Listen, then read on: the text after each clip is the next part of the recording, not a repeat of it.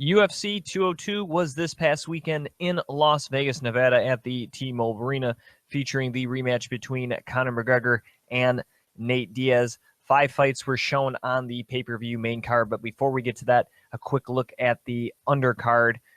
Overall, just a very outstanding card, especially the main card, but looking at the undercard, huge wins in the welterweight division by Colby Covington as he was able to get another victory inside the octagon, winning by third-round knockout over Max Griffin. This young kid is definitely one of the rising stars here in the welterweight division. Only 28 years old, 10-1 overall record, has so far compiled a record in the UFC of 5-1. His only loss coming to Brazilian veteran Warley Alves back in December of last year, and that was a quick first-round submission. Otherwise, he has been nothing short of fantastic. Probably his biggest win so far, Wagner Silva, his second UFC fight, November 2014. But of his 5 UFC victories now, 4 have come by way of finish.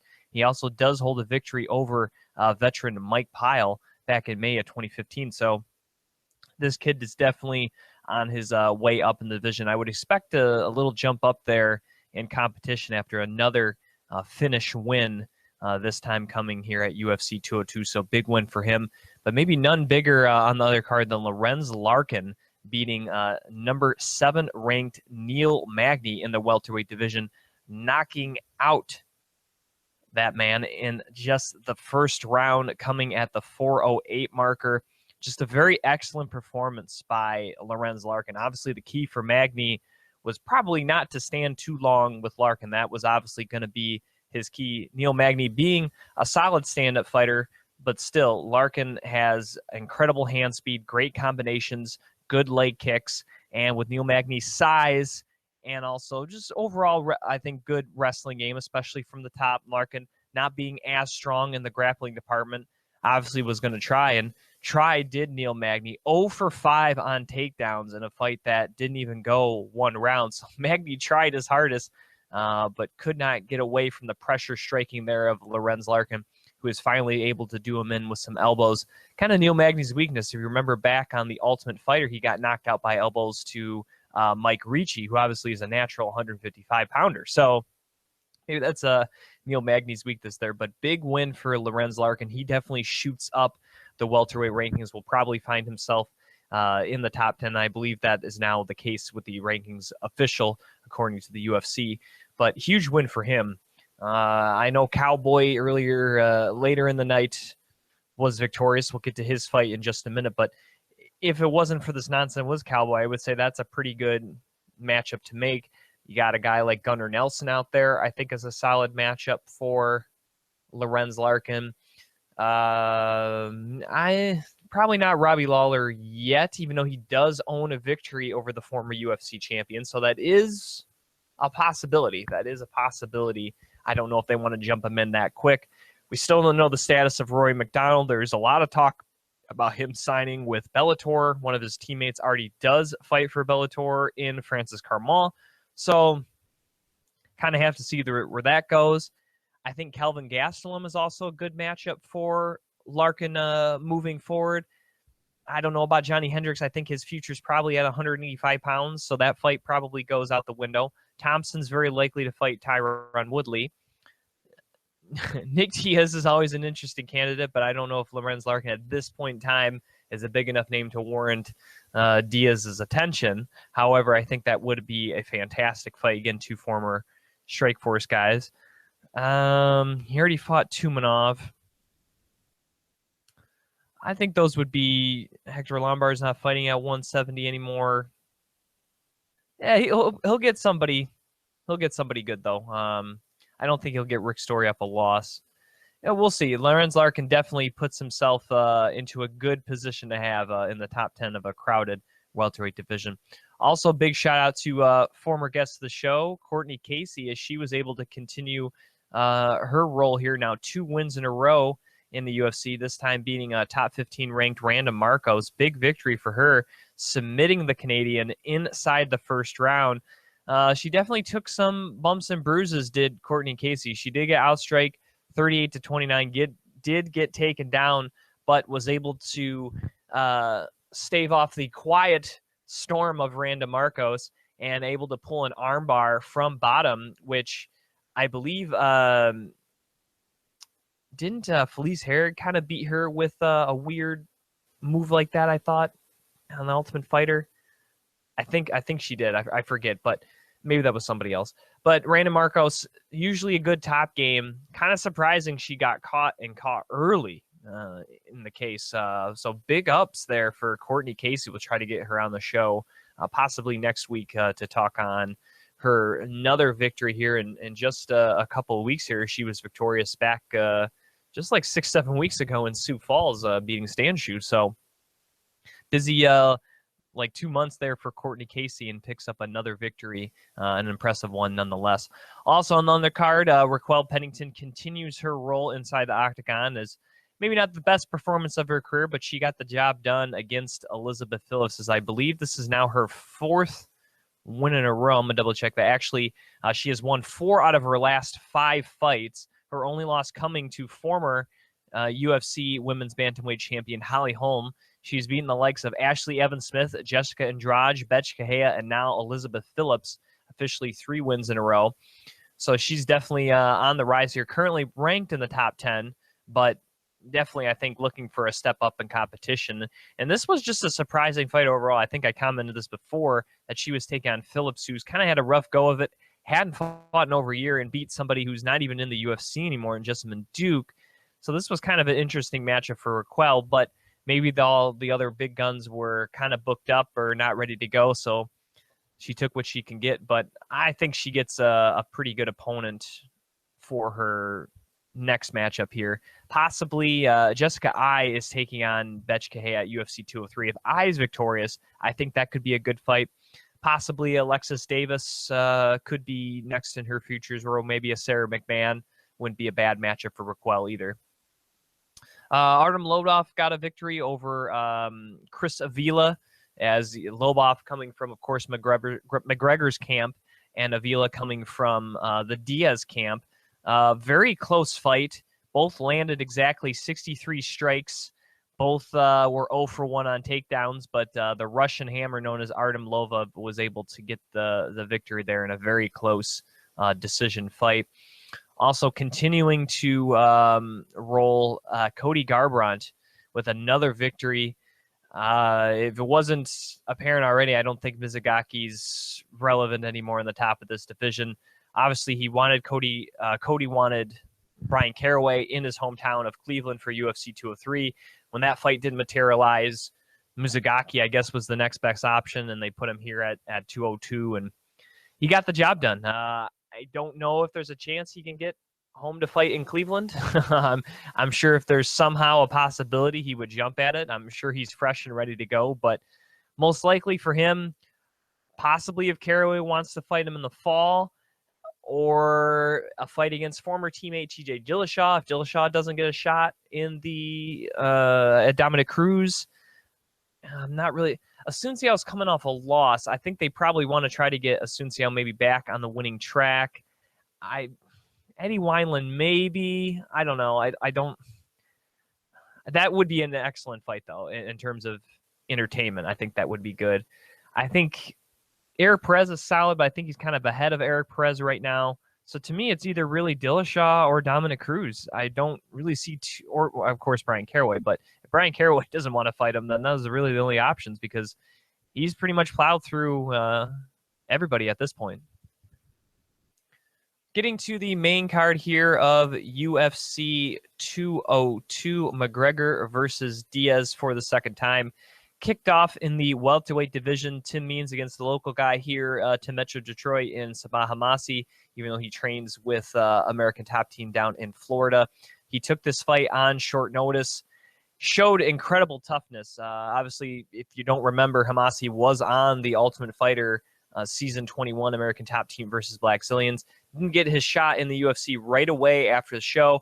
Had to go fight in other lower level promotions, but came here on short notice and just showed incredible toughness. Obviously, he's still got some things to work on, but if he can stay tough like that and take a punch, that's one skill that I think you can't really teach. You can't really teach toughness not just in this sport, but in any sport. And that's just something some people have and some people don't. And the ability to take a punch in the sport, I think sometimes is very underrated and sometimes taken for granted. And if this kid can, obviously short notice didn't help him and do him any favors against a guy as talented as Tim Means.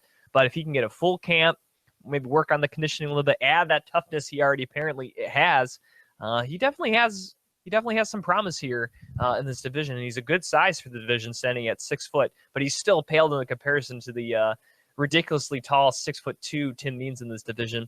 And early on, he was landing strikes, but overall, Tim Means was landing the powerful ones. He was keeping him right at the edge. He was chasing him down. He was controlling the center of the cage. And while, he took some shots, he didn't take anything too powerful or nothing that he couldn't shake off. He did get taken down twice. Those were both in the first rounds by Hamasi, but Means was able to get up both times. And I think that length and reach, he was really able to avoid a lot of those big headshots, and he just kept coming. I wouldn't say he was doing like half power stuff all the time, but I think he was mixing things up. I think he was working into heavier shots. I don't think he was throwing heavy shots there at the beginning. And I think towards the end of the second round, saw him put on a little bit, or towards the end of the first round, say, and then in the second round, I think he really found his rhythm. He was avoiding everything. He was chasing him down. He was trapping Hamasi up against the cage, not allowing him to really cut angles and move around the good footwork of Means. And Means was just able to pick him apart with those long, lanky arms of his, mixed in some elbows well, and eventually the referee had to step in this and stop it at 256. Big victory for Tim Means. Of course, he had the PED scare there earlier this year, cost him a shot at a UFC main event, but was able to come back strong, get a second knockout victory, and really since moving to the welterweight division, he's been awfully impressive. He started in the welterweight division in May of 2014 after fighting most of his career at 155, went 2-2, I believe, at 155.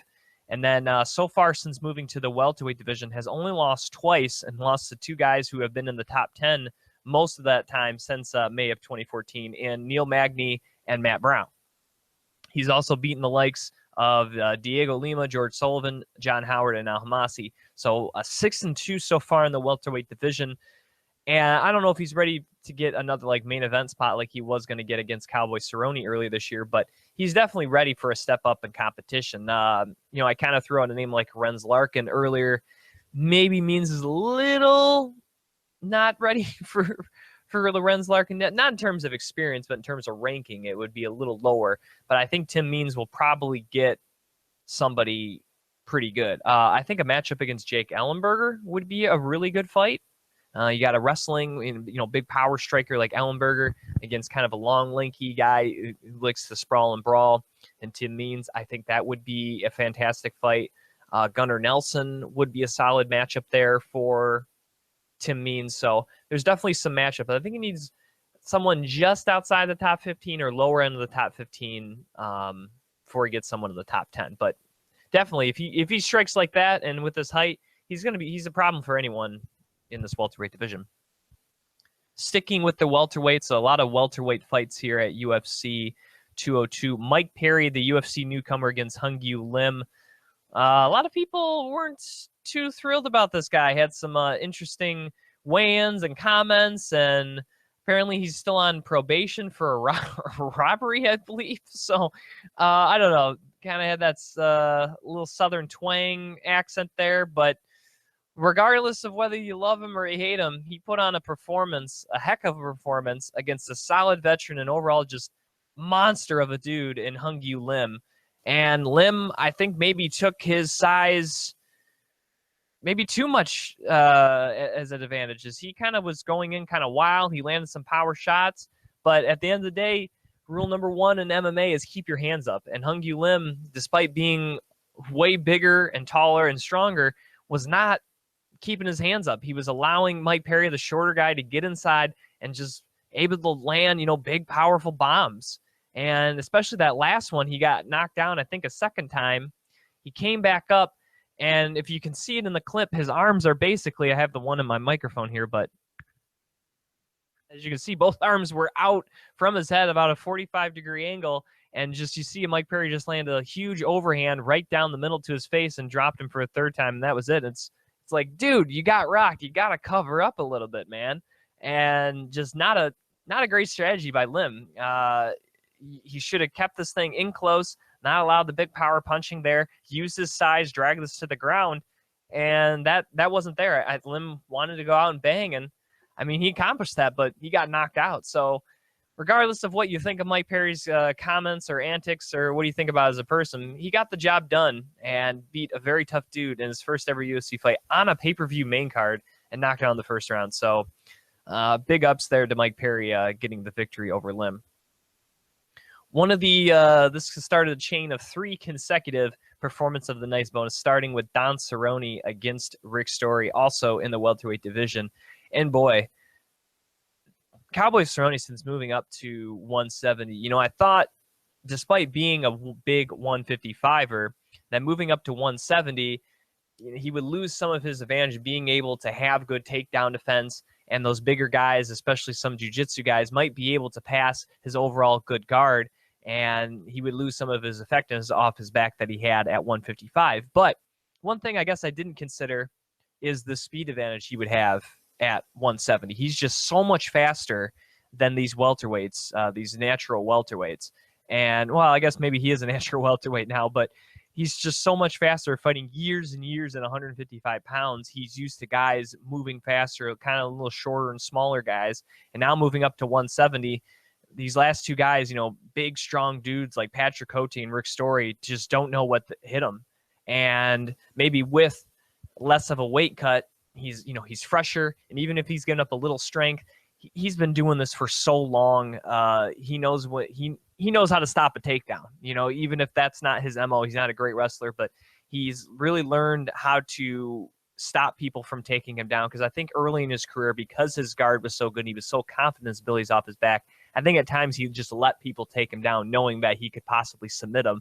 But now I think as he has matured and grown, is like, yeah, if someone gets me down, I'm confident off my back. But judges don't look fondly against guys on their back. So I think he's really developed and really has upped his game in the takedown defense. And that was no more apparent in this fight against Rick Story, who a lot of people thought, I think myself included, thought that the big, powerful, strong wrestling frame and ability of Rick Story would be able to take down Cowboy Cerrone and hold him there. But he was not able to do that, as he was just 1 for 5 on takedowns, and that was a very brief takedown. And when it came to striking, Story tried to land those power shots, but Cerrone saw all of them coming. I mean, just the speed that he possesses in this division is, I think, unparalleled. And the second round, Cerrone really just started to find his range and started to really kind of up the output, and Rick Story had no answer for it. And in a great combination finish, Rick Story kind of ducked his head down while exiting after getting, I believe, hit possibly with a knee, kind of had his head down. Cerrone saw the opportunity, landed a head kick flush to Rick Story, dropped him, followed up with a few more, but that was all she wrote in the second round, as Herb Dean had to stop this one at 202. And just an incredible performance. Now 3-0 since moving up to welterweight, and his last 2 fights beating some big welterweights and legitimately scary dudes in Rick Story and Patrick Cote, and he's knocked them out with ease. After the fight, he talked about moving back down to face Eddie Alvarez, a man who he beat about 2 years ago. Here's the thing about this. This is not the first situation where a guy becomes champion that some other guy beat years ago. That doesn't mean you should automatically get a title shot at them. Okay, let me get this straight. I want to do this as a PSA right here on Beyond the Cage from me, Jim Graham. If you want to send your hate, send it to me on Twitter at Jim Graham or on Instagram at the Jim Graham. But just because Cowboy Cerrone beat Eddie Alvarez 2 years ago doesn't mean that all of a sudden he can drop back down after fighting his last 3 at welterweight and get a title shot. There are guys who are still active in the lightweight division that deserve a shot at the 155 title. Tony Ferguson being chief among them. Okay, you had your chance at the lightweight title. You fought Rafael dos Anjos, and you got knocked out in the first round. Who knocked out Rafael dos Anjos in the first round? Eddie Alvarez, not you. You had your chance against dos Anjos, and you blew it. That doesn't mean now you get a shot at Alvarez, okay?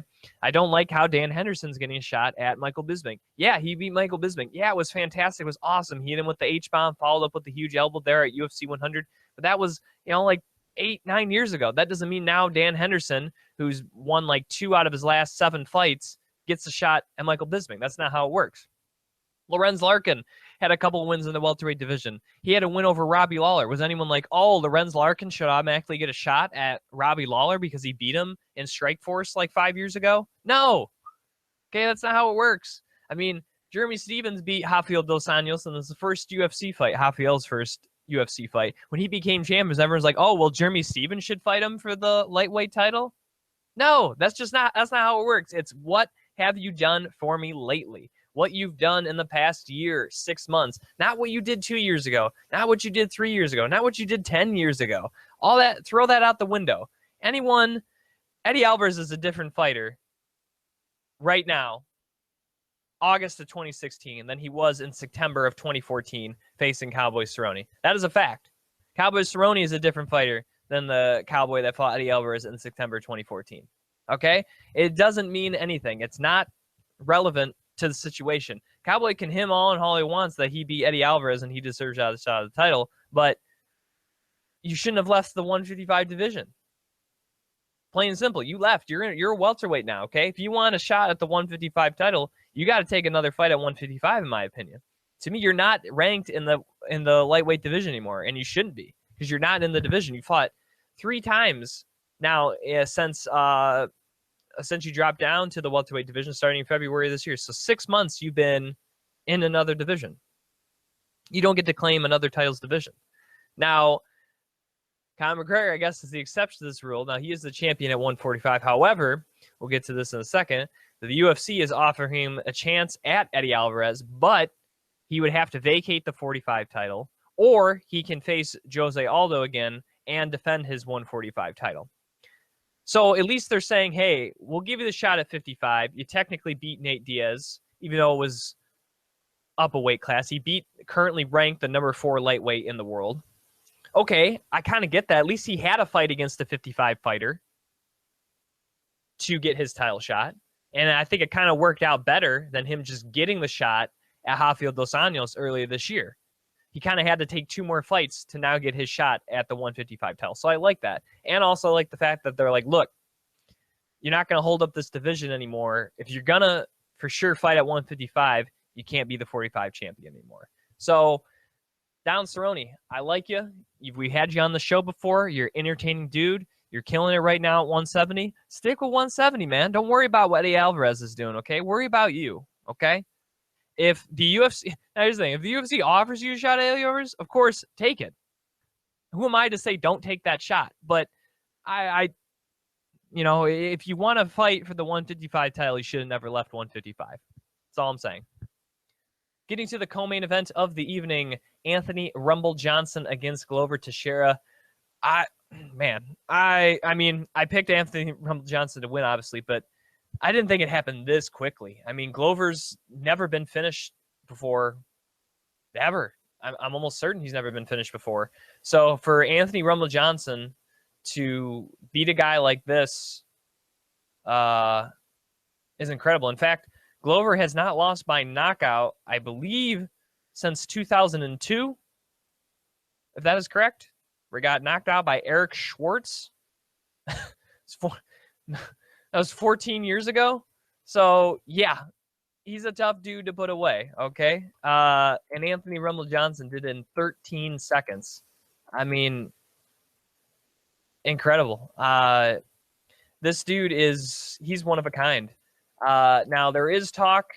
I saw a report on, I believe it was MMA Junkie, that said Dana White is considering Rumble against Glover. Or I'm sorry, Rumble against Jones as a title eliminator. We still don't even know John Jones' status yet for even returning to active competition. So, to me, I think John Jones, upon his return, should not be in that situation. I'm not saying he shouldn't be in the title eliminator. That's fine. But he shouldn't be taking on Rumble Johnson. Rumble Johnson, to me, has earned his shot at the light heavyweight championship once again. And I think him against Daniel Cormier, main event, Madison Square Garden, November 12th, 2016, that's the fight to make.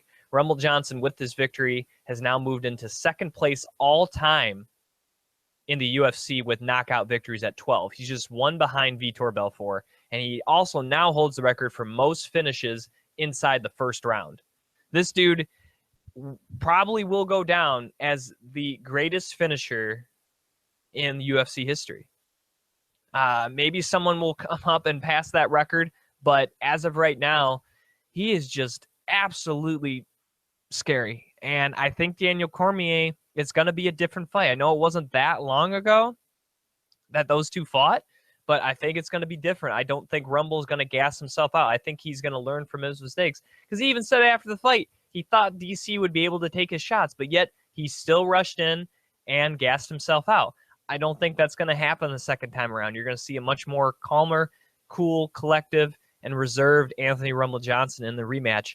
And with the way DC can make a fight entertaining. He's had some good entertaining fights in the UFC. They're not all boring, him just laying on top of people and using his wrestling. You know, he could be exciting. I mean, if you saw his fight against Alexander Gustafsson, this guy can throw down.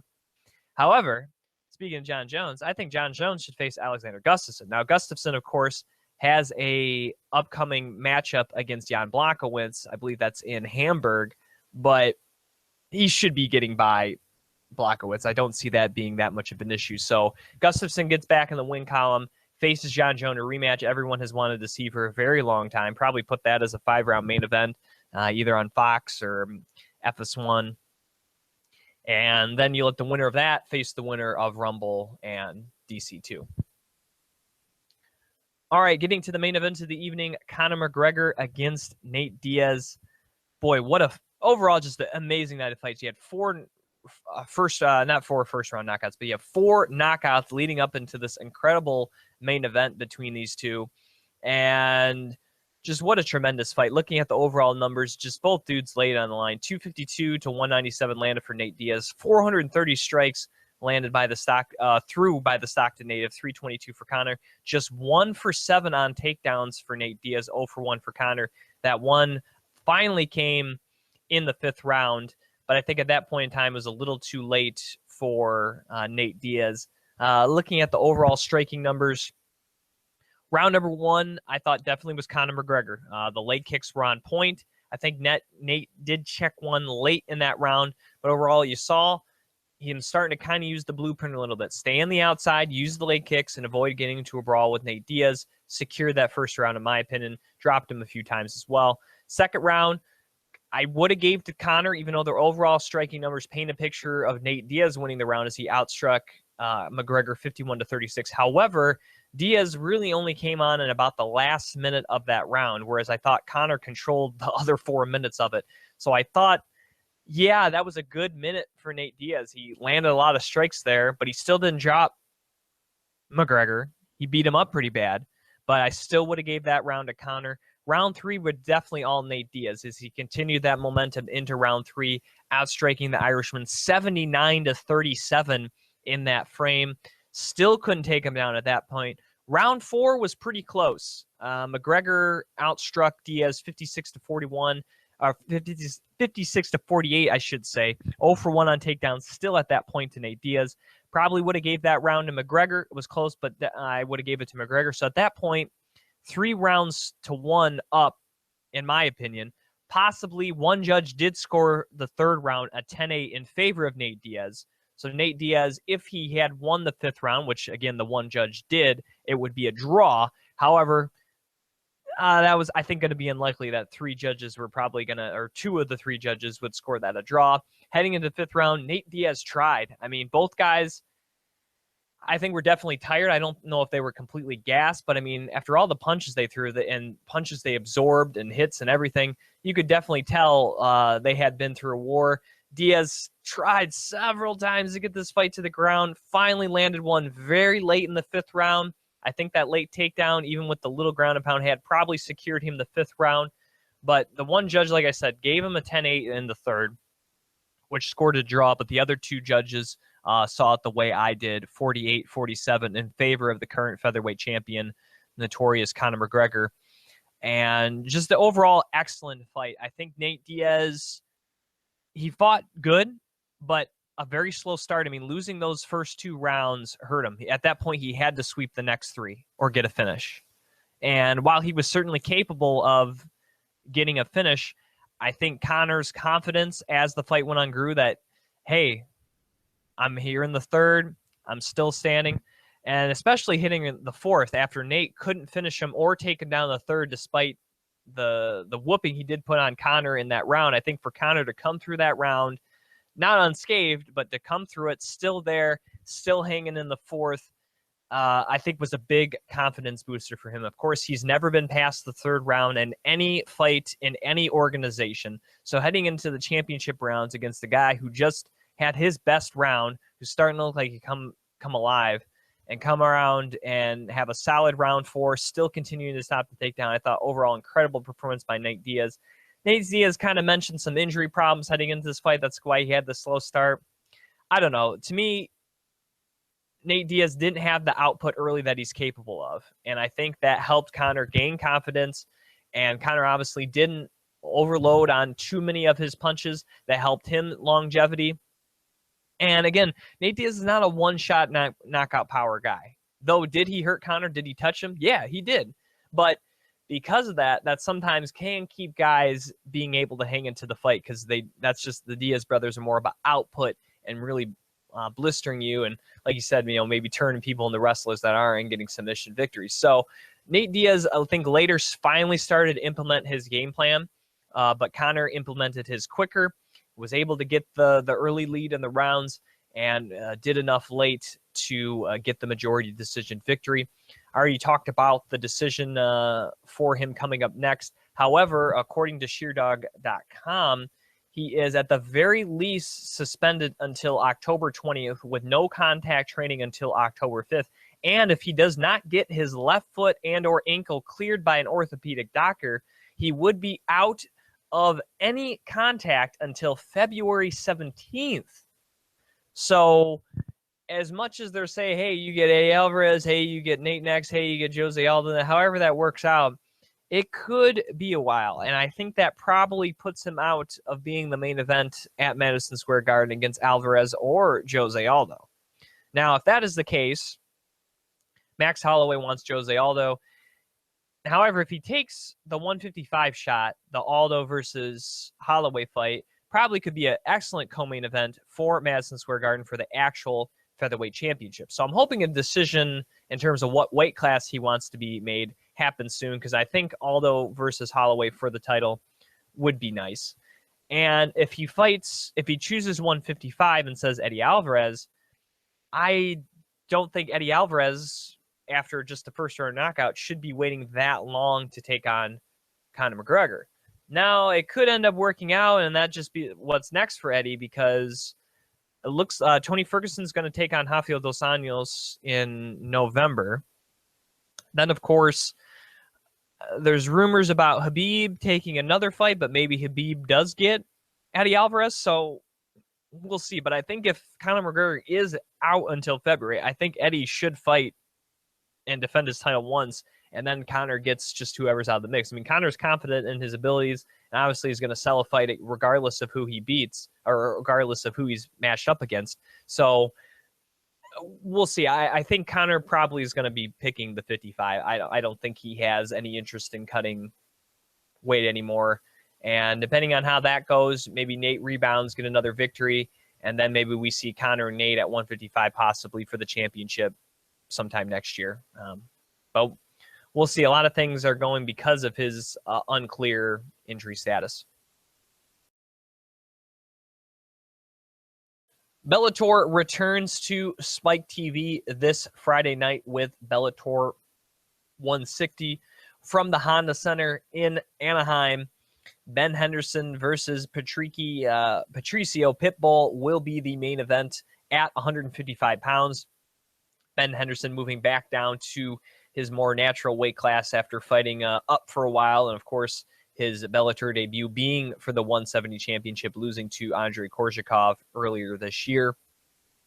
Also featured on the card there in California, Saeed Awad will take on Derek Anderson. That's a pretty pivotal bout in a night pivotal here for the 155 division for Bellator. Also, Lena Ovichenkova will try to look for her first win inside the Bellator cage as she takes on Jamie Lynn Navarra, if I said that correctly. Also, rising prospect AJ McKee will take on Cody Walkler. Chinzo Machida, which is Lyoto Machida's brother, will take on Mario Navarro. And then a huge matchup in the featherweight division with possibly, especially if Bubba Jenkins wins, possibly a shot at the featherweight championship as Bubba Jenkins gets his rematch against Georgie Karakhanyan. These two met, I think it was about 2 years ago, and I believe that was Karakhanyan's Bellator debut as he was able to submit the great NCAA All-American wrestler in Bubba Jenkins inside the first round via guillotine. However, I think this is going to be a much different fight the second time around. Jenkins has won 3 fights since then and just took out Gauti Yamauchi, who is an incredible submission artist, as Yamauchi coming into that fight had submitted 15 of 19 opponents and is huge for that weight class at 5'10", in the featherweight division. So I think having gone through that experience, being able to be on top, head into deep waters against a guy like Yamauchi, I think will give Jenkins a lot of confidence heading into this rematch against Karakhanyan, who really since that win against Jenkins has kind of looked kind of mediocre, to be honest. Since beating Jenkins, he has lost his next 2 outings in Bellator, losing to 2 of the top in the division, and Pat Curran and Daniel Weichel. But realistically, he didn't look good in either of those performances. The fight against Pat Curran especially, I don't know. It didn't really seem like he showed up like he wanted to be there. And this is, incredible because really, actually, his Bellator, I guess you could say his re-Bellator debut, because actually his first ever Bellator fight was actually back in 2010. He actually compiled a record of 2-2 in Bellator before moving on to other organizations, most notably capturing the featherweight championship for World Series of Fighting before moving back to Bellator in January of last year. And of course, that's when he defeated Bubba Jenkins. But really, so far, since capturing the title, he's lost 3 out of his last 4 fights, the 1 lone win against Bubba Jenkins. But really, he hasn't looked good in most of those fights. Yeah, he caught Bubba Jenkins early, but if he wouldn't have caught Jenkins early, how does that fight play out? I think he's an ultra-talented individual. I mean, he's only 31 years old. He still has a lot of potential left, but he's going to have to really step up his game because right now Bubba Jenkins is trending up and Karakhanyan is trending down. I'm intrigued. AJ McKee's a very exciting guy. I'm intrigued by Lena. Of course, she kind of got upset there in her Bellator debut, much like Anastasia Anakova, if I believe I said that correctly. The other, well, she's technically Ukrainian. Anastasia's Russian, but she was brought in as another one of these top flyweights that Bellator has been getting. She's fought some quality opponents in the past. Has fought Joanne Calderwood, did lose, but did take her to a 3-round decision. Came in with a pretty good record at 11-3 and went up against Rebecca Ruth and kind of shocked a lot of people as Ruth was able to win. She did have another fight in WMMAF, the World MMA Cup, in May of this year, and was able to win a split decision fighting another organization. So she has been staying active. But this is another big, even though she's taking on a girl that's only 4-1 in her career, I think Lena has a lot to prove. Of course, she was brought in as a favorite there against Ruth, the girl that factored into their new flyweight division, a girl that could have factored in possibly to a title shot had she beaten Ruth. She lost. Of course, now Ruth lost a little bit, seen losing to McFarland, but this is big. Taking on another girl she should beat. It's bright lights, main card of Bellator. How will she perform? And I think this is a big fight here for Lena moving forward with her career, because I think Bellator is kind of banking of her in the flyweight division here. I really do, with Yanakova as well. Looking at the main co-main event, Saeed Awad against Derek Anderson. I think a good fight. Obviously, I think Derek Anderson is a little more like methodical, likes to, throw a lot more combinations. Of course, Saeed Awad, that's not what he does at all. He just comes right at you with power shots. Does at times gas a little bit, but you got to look out for him in the first round. And if you can't do that and you can't stop that forward pressure early, you're in for a quick night and a brutal night. So if Derek Anderson can weather the storm, use his good footwork combinations, use that height and reach to his advantage, stay out of the pocket with Awad, he can get the victory. But if he can't handle that, if he can't handle that forward pressure and those big bombs by Awad or avoid the big powerful bombs, we're going to see kind of a big upset here with Awad getting the victory over Anderson. Main event. Get into it last, but I don't think it's too much of a technical breakdown because Ben Henderson is the better wrestler. I think standing up, Patricio can definitely knock out Ben Henderson. That's definitely plausible. But after the beating Ben Henderson took against Andrei Korzhakov and going through that 25-minute beating at the hands of a big dude like that, I think that has to have confidence for Ben Henderson moving forward against the guy who is a feared striker and Pitbull, knowing, hey, I just took the best that the 170 champ could throw at me, and I didn't go down. What are you going to throw at me that's better? So I don't think Ben Henderson would have been fearful either way, but for a guy that, if there was any doubt in his head about how tough he was, I think he proved it there in his last fight back in April. And I think for Patricio, how will he rebound after getting a shot against Michael Chandler and then getting knocked out in the first round so devastatingly? That's a huge thing to come back off of. It's such a huge card there in Dynamite. So where's his head going to be at against the guy who's been a world champion, who's been to the top of the hill in Ben Henderson, and is even going to be better at this weight class? Just throw his last fight out the window. You got to look at his stuff at 155. So good luck to Patricio, but I don't see how you stop Ben Henderson. He's probably a little hungry now that he wasn't going to be the welterweight champion. He's hungry now for that 155 Bellator championship, and Patricio Pitbull is just standing in his way.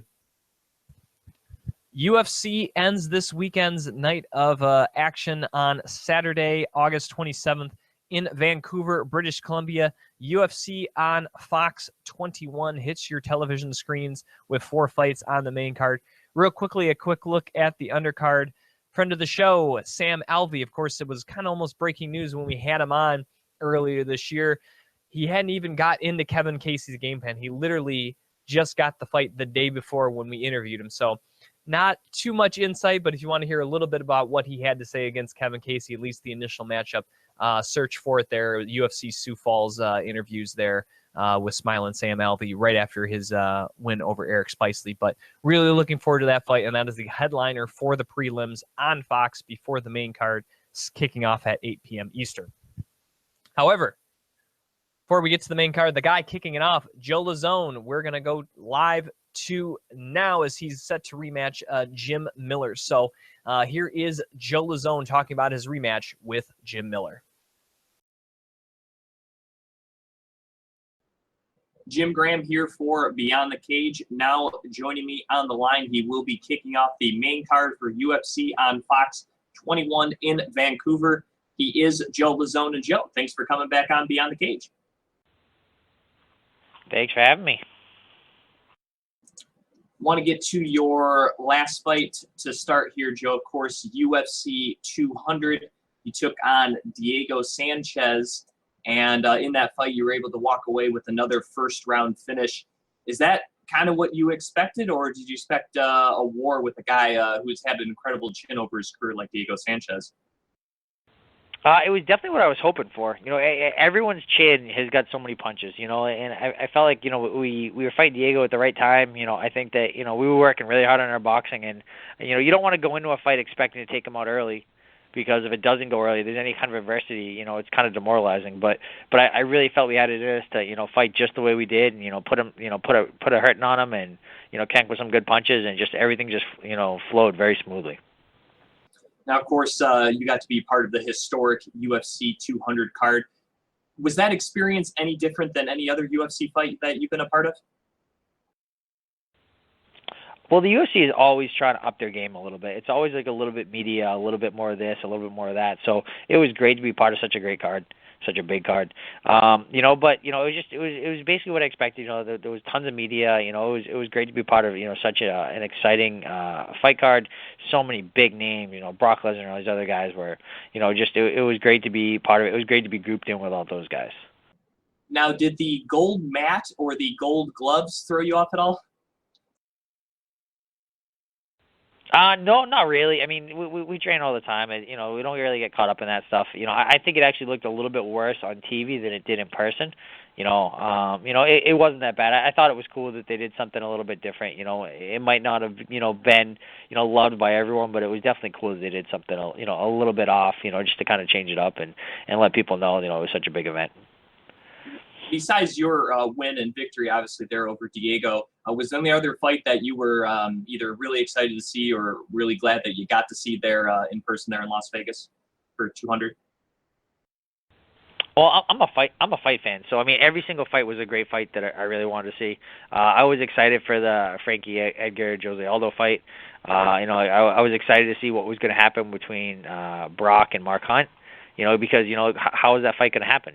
What's going to happen? Is Brock going to take him down, so it's just you never know what's going to happen.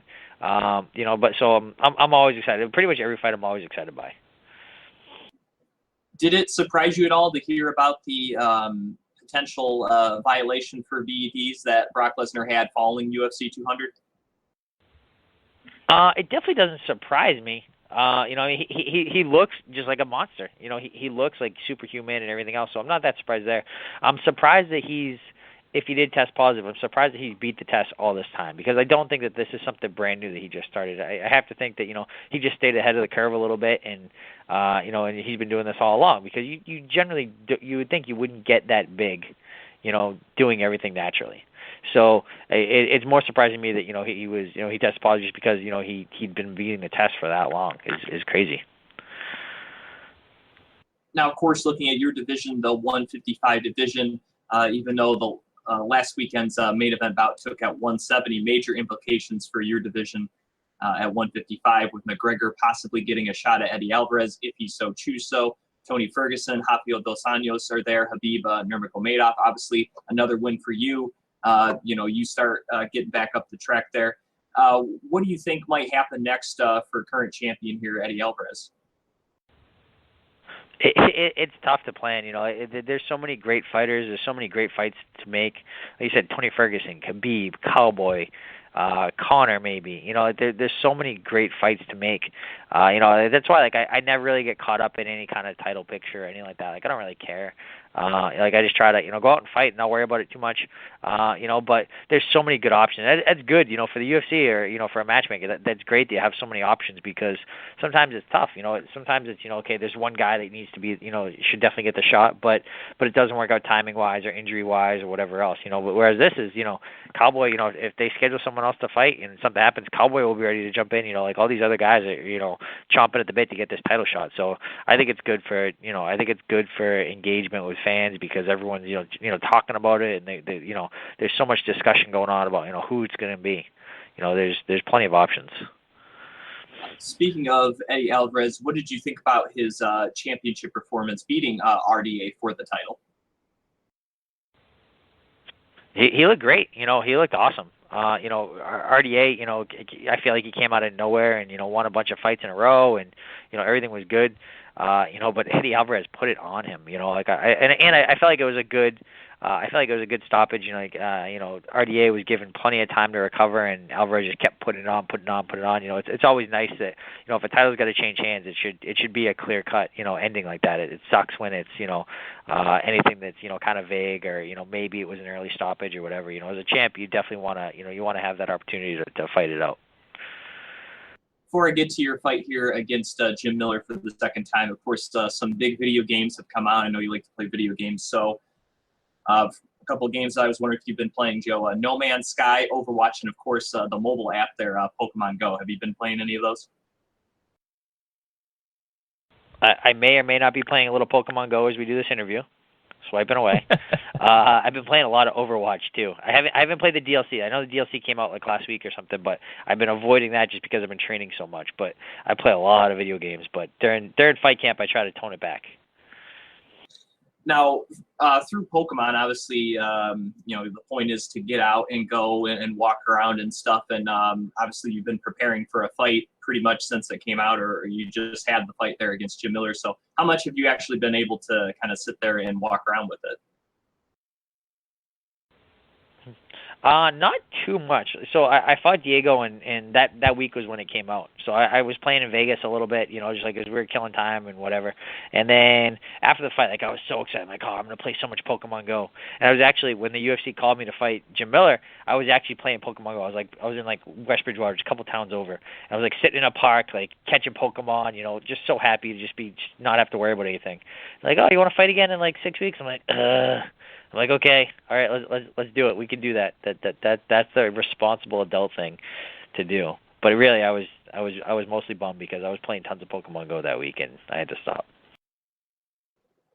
Now, correct me if I'm wrong. I had to look it up, and it doesn't appear, even though you've been in the UFC for quite a while now. Is this your first time ever fighting in Canada? So this is the first time in the UFC fighting in Canada. I fought in Canada. All right. I fought in Canada. I fought Montreal before the UFC, but first time for the UFC in Canada. Okay. All right. I thought I was right. I wanted to make sure. But speaking of the UFC in Canada, I saw the poster there, and really cool looking poster. Of course, you're on it there with Jim Miller, of course, the other main card fighters. Kind of has a stylistic, kind of artistic detail to it. Is this one of the cooler posters you've seen that you've been on, Joe? Any poster that I'm on is a cool poster. It's definitely, it's an awesome poster though. It really is. Like I hadn't even seen that version of the poster. I saw it in another version, must have been an earlier version, and I wasn't on it. And of course, I'm a little bit bummed. It's nice being on the poster, but I was pumped to see I was on this one when we were signing the autographs yesterday or the other day. Now, of course, this is a rematch here against Jim Miller. The first time you guys fought was a little under 3 years ago. And, of course, that was an epic war, another of the night bonus for you there at UFC 155. If memory serves me correctly, he had a really good first round against you, and that was kind of his key to beating you that night. Do you feel that the second time around that's a big key for you to make sure that first round doesn't go like that? Yeah, we got to start off on the right foot. Last time I fought him, I was getting ready to fight a righty, so the switching to a lefty is kind of tough. But now for the last year I've been fighting all lefties, so that's great. We're going to try and pressure him right off the bat. I really feel like he opened up a huge cut on my forehead right in the first round, maybe halfway through the round. So it's really, really tough to give me any rounds in a decision when I'm bleeding so bad. Even though it happened in the first round, the second and third it's still bleeding more and bleeding more. So it's tough. Plus it gets slippery and everything else. So the game plan is definitely put the pressure on him right off the bat. Don't give him that opportunity to open up a big cut like that. All right, Joe, I'll get you out of here with this. What do you think will be different here in the rematch between Jim Miller?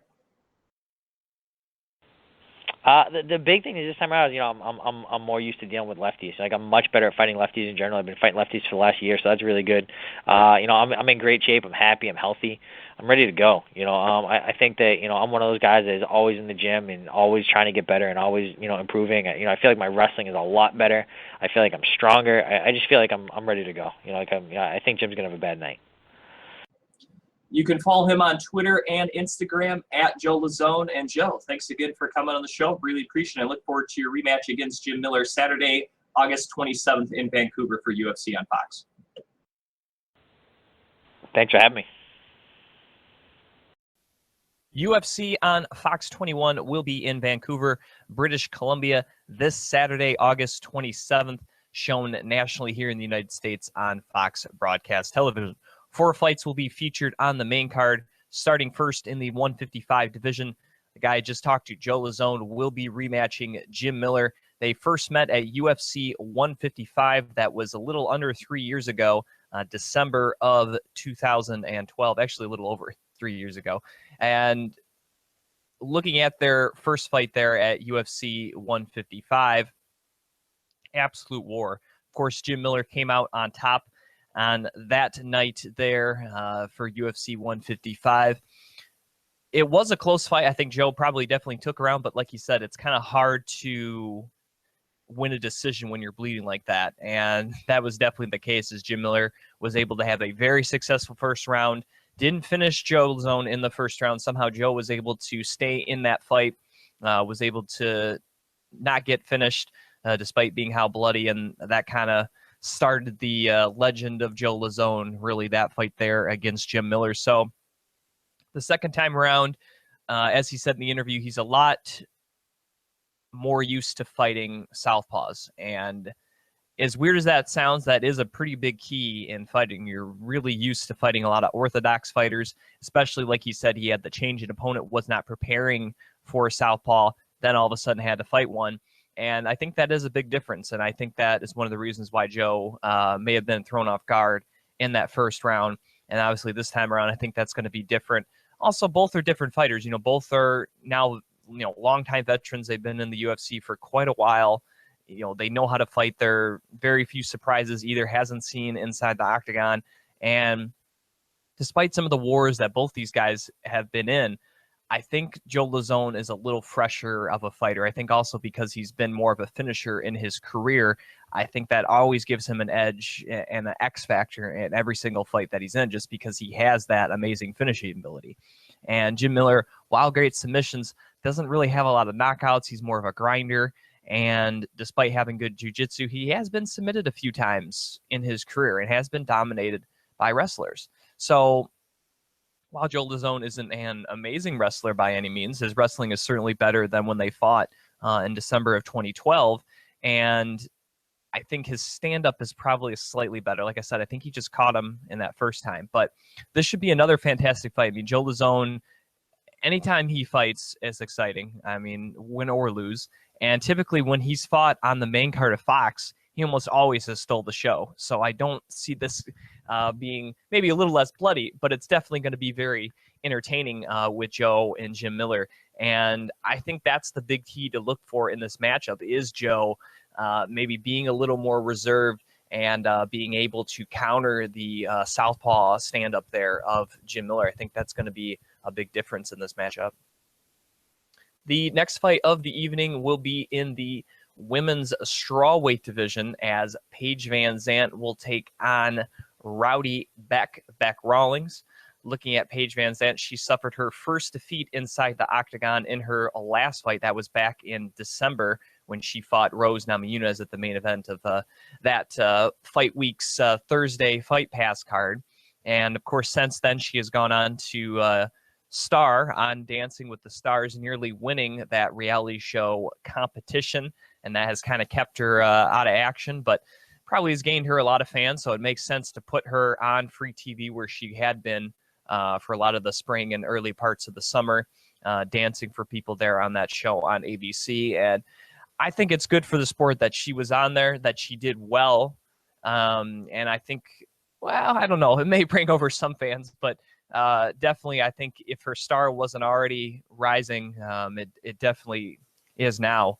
And this is a big fight for her. Coming off a loss in her last fight where she really got dominated for nearly 25 minutes before finally getting caught in that rear naked choke to Rose Namajunas.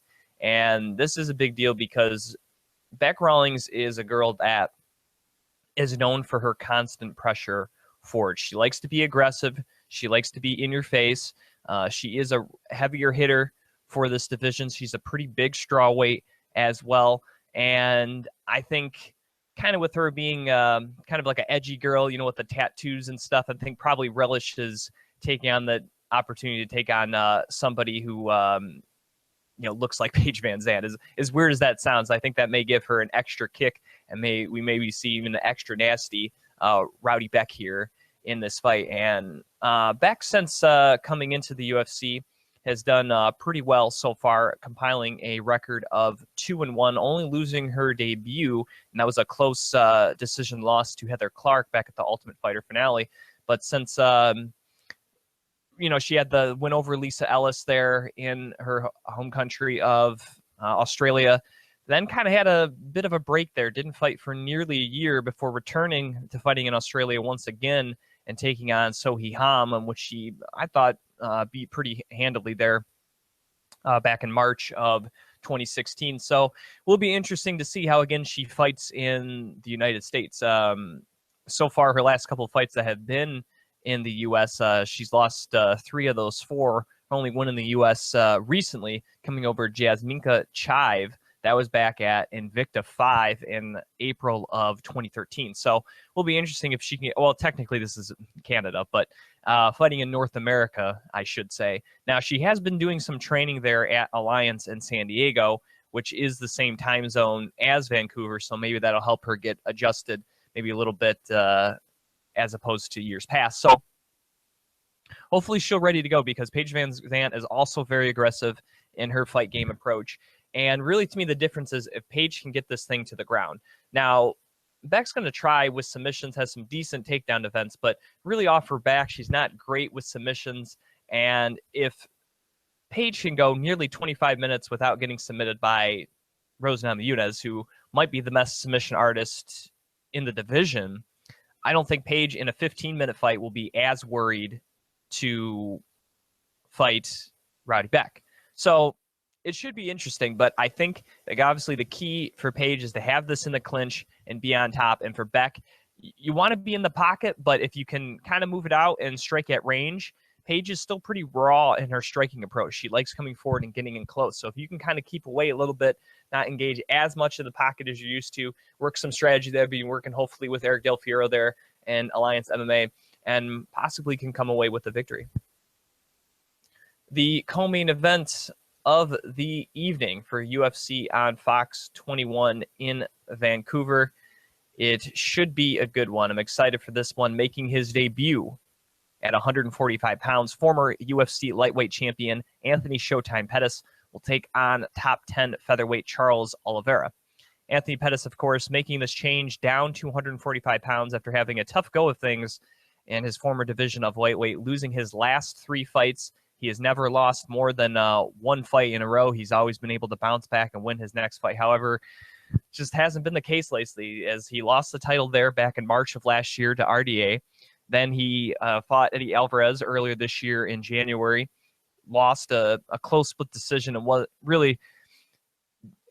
it wasn't a great performance by Eddie Alvarez, but he did enough to tie up Anthony. And then in the fight against Edson, I think he was trying too many flashy kicks, and he took on a guy that can also throw flashy kicks, and really was able to do a good job of avoiding them, and really saw them all coming, and just really countered with solid boxing. And I think that's one thing people overlooked with Anthony Pettis, is that, yeah, the guy is a tremendous striker, but it's really a tremendous kicker. It's not a guy that's necessarily an amazing boxer.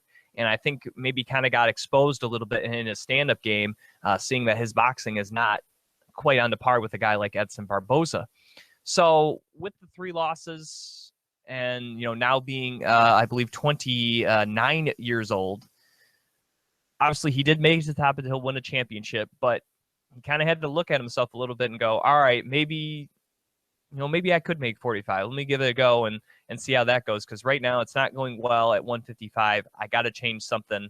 Let's change the weight class. So the UFC is not giving him any tune-up fight in this division, as he takes on Charles do Bronx Oliveira. And as listeners of this show know, I hold Charles Oliveira in a very, very high regard in submission aspect. And of course, we got a guy coming up in the main event, Demian Maia, arguably the greatest Brazilian Jiu-Jitsu practitioner in the game, along with Jacare.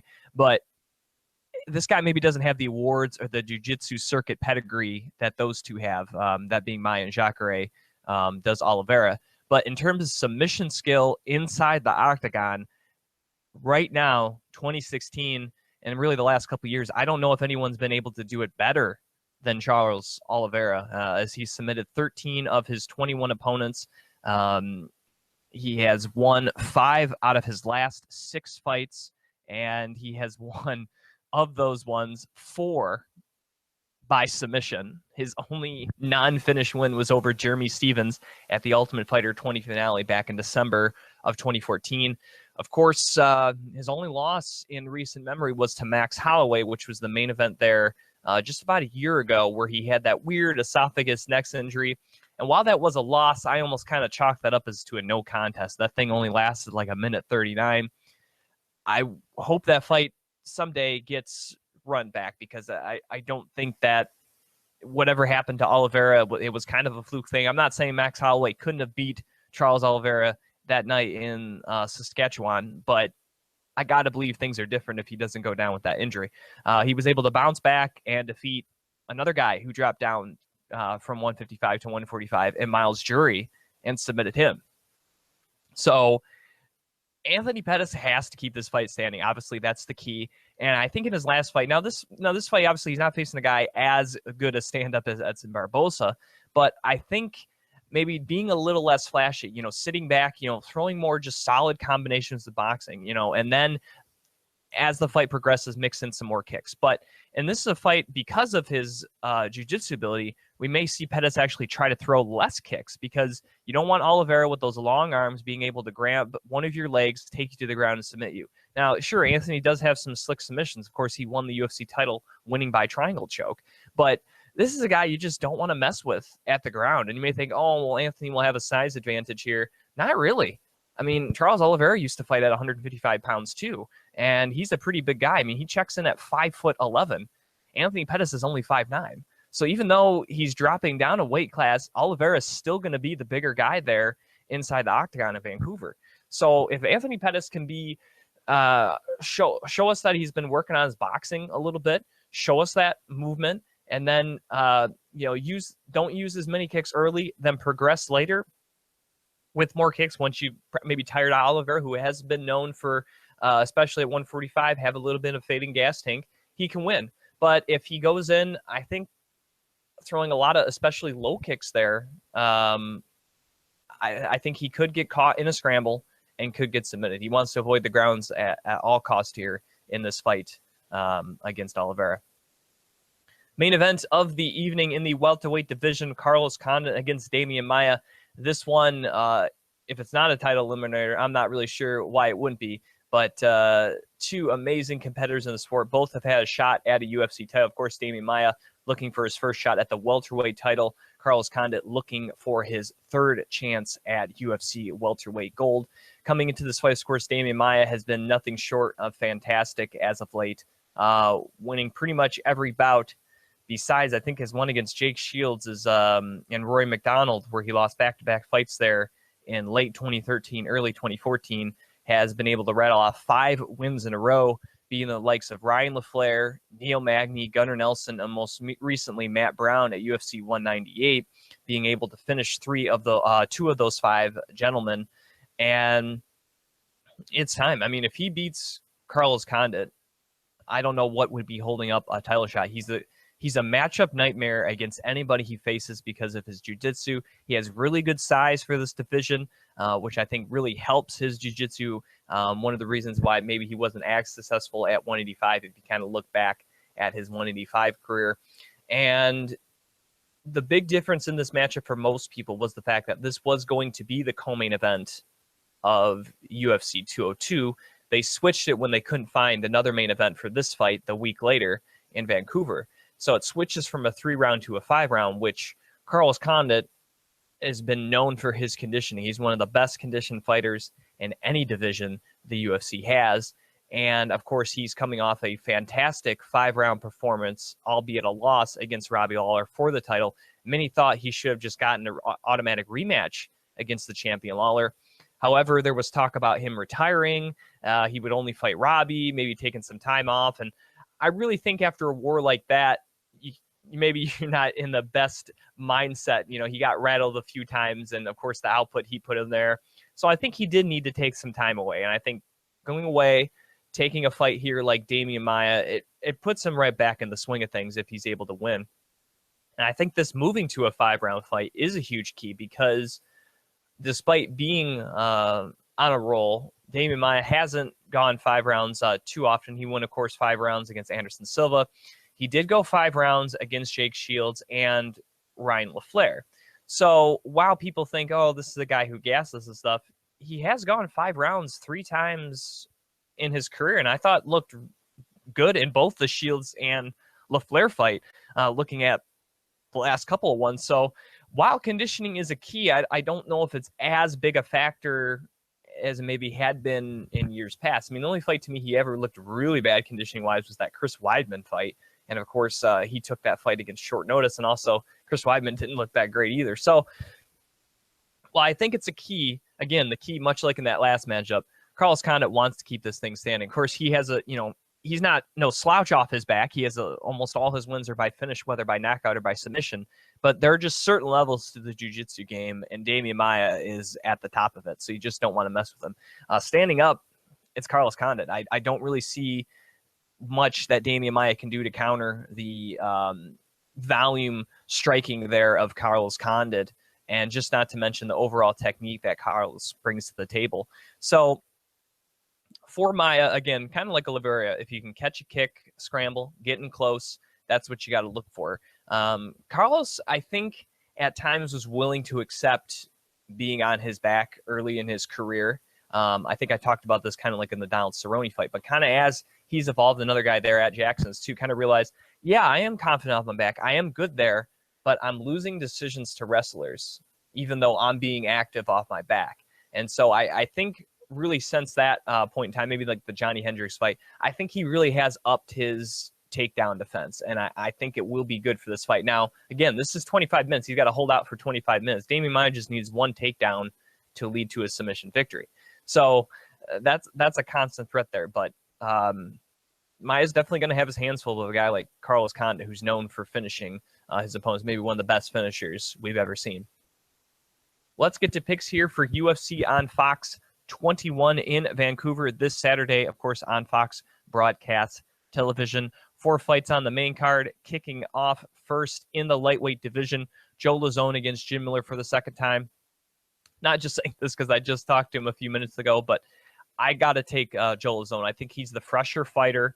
I think that this time around he will be prepared, actually scheduled to fight Jim Miller, and I think won't get caught like that in the first round, kind of that cut that led to his downfall. So I'm going to take Joe Lauzon to win the rematch there in Vancouver. Paige Vanzant against Bec Rawlings.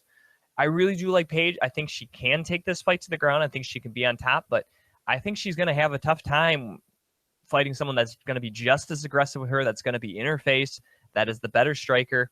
And I think when it goes to the ground, I think Rowdy Beck's going to have solid takedown defense, and I think it's going to be ready to go. I think she's going to be up, and maybe a little bit of upset here. I'm going to take Bec Rawlings to win this one.